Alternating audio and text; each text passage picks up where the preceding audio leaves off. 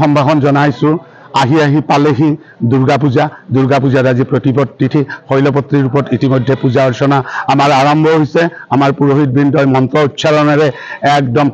মা দুৰ্গাক আদৰি আনি ইয়াৰ আমাৰ মূল মন্দিৰতে আজি বিশেষকৈ আমাৰ মূল মন্দিৰতে হয় য'ত শিৱ মন্দিৰ তাৰ ওচৰতে মা দুৰ্গাক ৰখা হয় আৰু তাত পূজাভাগ আৰম্ভ হয় প্ৰতিপদ তিথিৰ পৰা আৰু ঠিক এনেকৈ ক্ৰমান্বয়ে গৈ দশমী দিনালৈকে আমাৰ পূজা অৰ্চনা চলিব এইবাৰ এটাই ব্যতিক্ৰম হ'ল যে অষ্টমী আৰু নৱমীটো একেলগে পৰাৰ কাৰণে আমাৰো অসুবিধা হৈছে ৰাইজৰ ভক্তপ্ৰাণ ৰাইজৰ অসুবিধা হৈছে তথাপিও সুন্দৰভাৱে চলাই নিয়াৰ কাৰণে আমি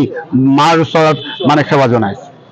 বিল্লেশ্বৰ দেৱালয় ঐতিহাসিক শৈৱ শক্তিপীঠ এই পীঠখনত আগৰে পৰা আচলতে আমাৰ পীঠ বুলি নহয় আমাৰ দেৱালয়বোৰত প্ৰায় এনেধৰণৰ আধ্যাত্মিক পূজাবোৰ হয়ে আৰু তাৰো লগতে আমি সৰু কণ ল'ৰা ছোৱালীৰ মনোৰঞ্জনৰ কাৰণে শিক্ষিত যুৱক যুৱতী চামৰ কাৰণে গ্ৰন্থমেলা ইত্যাদিকে ধৰি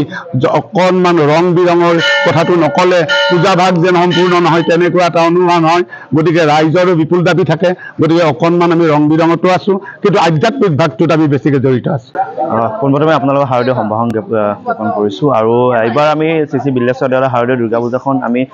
আজিৰ পৰা আমি জাকজমকতাৰে উদযাপন কৰাৰ কাৰণে আমি আয়োজন কৰিছোঁ আৰু আজি বিশেষকৈ আজিৰ অনুষ্ঠান বুলি কোৱাৰ লগে লগে আজিৰ পৰা পঞ্চমীলৈকে আমি নাগাৰা নাম পৰিৱেশন কৰিম অসমৰ আগশাৰীৰ নাগাৰা শিল্পীসকলক আমি নিমন্ত্ৰণ কৰিছোঁ আজিৰ পৰা তেওঁলোক আহিব লগতে আজি আমি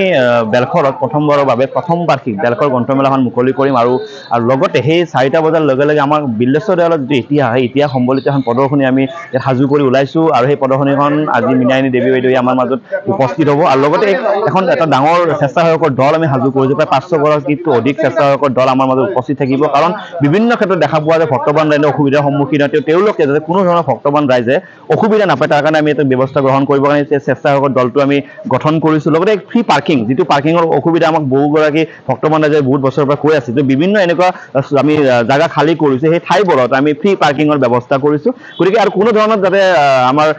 কৰ্তৃপক্ষৰ ফালৰ পৰা কৰিবলগা নাথাকে তাত আমি গুৰুত্ব আৰোপ কৰিছোঁ লগতে আপোনালোকক কৈছোঁ কিবা যদি ক'ৰবাত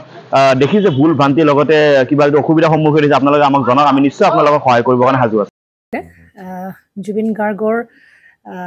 গীতসমূহৰ ওপৰত আধাৰিত গানে কি আনে নামৰ এটা সুন্দৰ অনুষ্ঠান আপোনালোকৰ ওচৰলৈ আহি আছে অতি শীঘ্ৰে অহা 15 আগষ্টৰ পৰা ধেমাজিৰ পৰা প্ৰথম অডিশ্যন আৰম্ভ হ'ব আৰু সেই অডিশ্যনৰ যোগেদি বিভিন্ন কণ্ঠশিল্পীসকলে যিসকলে এই অনুষ্ঠানত যোগদান কৰিব বিচাৰে তেওঁলোকে এই অডিশ্যনৰ যোগেদি আগবাঢ়ি আহক আৰু